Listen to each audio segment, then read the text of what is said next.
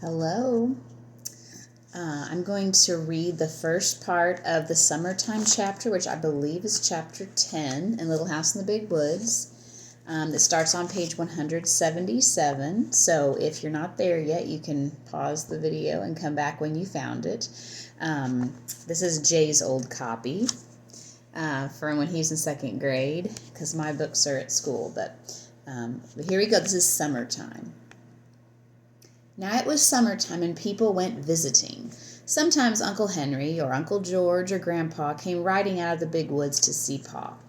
Ma would come to the door and ask how all the folks were, and she would say, "Charles is in the clearing." Then she would cook more dinner than usual, and dinner time would be longer. Pa and Ma and the visitor would sit talking a little while before they went back to work.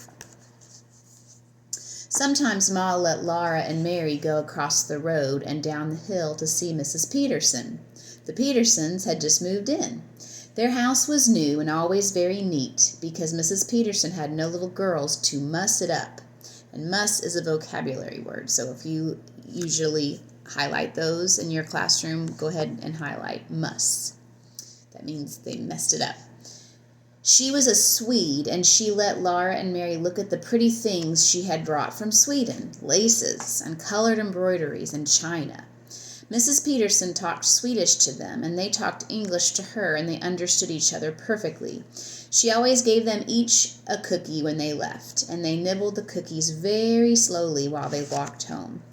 Laura nibbled away exactly half of hers, and Mary nibbled exactly half of hers, and the other halves they saved for baby Carrie.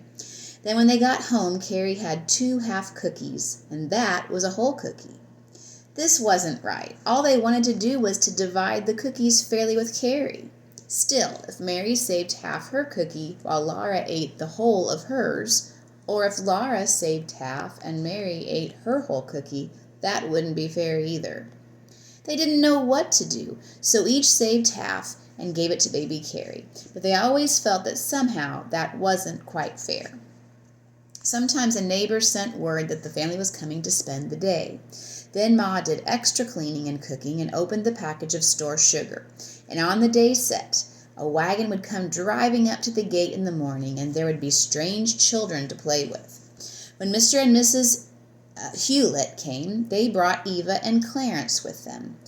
Eva was a pretty girl with dark eyes and black curls. She played carefully and kept her dress clean and smooth. Mary liked that, but Laura liked better to play with Clarence. Clarence was red-headed and freckled and always laughing. His clothes were pretty, too. He wore a blue suit buttoned all the way up the front with bright gilt buttons and trimmed with braid. You can highlight trimmed.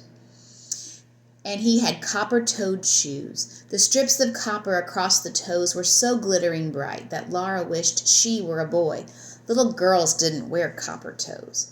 Laura and Clarence ran and shouted and climbed trees while Mary and Eva walked nicely together and talked. Ma and Mrs. Hewlett visited and looked at a Godey's Ladies' Book, which Mrs. Hewlett had brought, and Pa and Mr. Hewlett looked at the horses and the crops and smoked their pipes. Once Aunt Lottie came to spend the day. That morning Laura had to stand still a long time while Ma unwound her hair from the cloth strings and combed it into long curls. Mary was all ready, sitting primly on a chair with her golden curls shining and her china blue dress fresh and crisp. Laura liked her own red dress, but Ma pulled her hair dreadfully, and it was brown instead of golden, so that no one noticed it. Everyone noticed and admired Mary's. "There," Ma said at last, "your hair is curled beautifully, and Lottie is coming. Run meet her, both of you, and ask her which she likes best, brown curls or golden curls."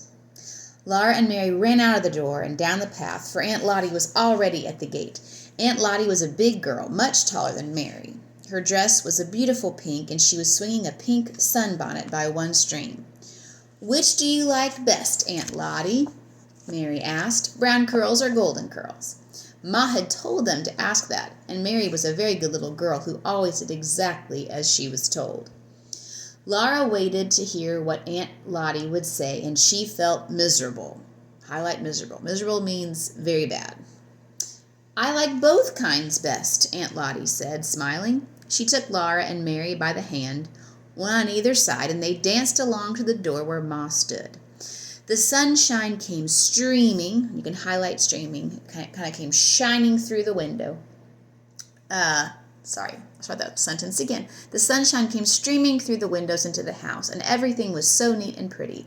The table was covered with a red cloth, and the cook stove was polished, shining black. Through the bedroom door, Laura could see the trundle bed in its place under the big bed. The pantry door stood wide open, giving the sight and smell of goodies on the shelves, and Black Susan came purring down the stairs from the attic where she had been taking a nap. It was all so pleasant, and Laura felt so gay and good that no one would ever have thought she could be as naughty as she was that evening. Aunt Lottie had gone, and Laura and Mary were tired and cross. They were at the woodpile gathering a pan of chips to kindle the fire in the morning. They always hated to pick up chips, but every day they had to do it. Tonight, they hated it more than ever. Laura grabbed the biggest chip, and Mary said, "I don't care. Aunt Lottie likes my hair best anyway. Golden hair is lots prettier than brown." Laura's throat swelled tight, and she could not speak. She knew golden hair was prettier than brown. She couldn't speak, so she reached out quickly and slapped Mary's face. Then she heard Pa say, "Come here, Laura." She went slowly, dragging her feet. Pa was sitting just inside the door. He had seen her slap Mary. "You remember," Pa said, "I told you girls you must never strike each other." Laura began, "But Mary said—" "That makes no difference," said Pa. "It is what I say that you must mind." Then he took down a strap from the wall, and he whipped Laura with the strap.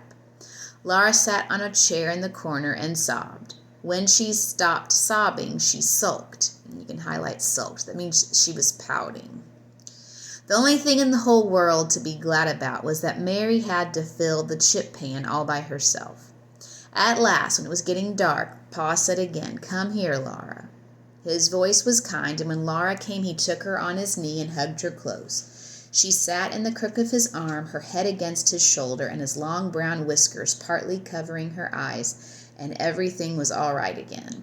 She told Pa all about it, and she asked him, "You don't like golden hair better than brown, do you?" Pa's blue eyes shone down at her, and he said, "Well, Laura, my hair is brown." She had not thought of that. Pa's hair was brown, and his whiskers were brown, and she thought brown was a lovely color, but she was glad that Mary had had to gather all the chips. In the summer evenings, Pa did not tell stories or play the fiddle. Summer days were long, and he was tired after he had worked hard all day in the fields. And that is the end of the first section of Chapter 10. Thanks for reading with me.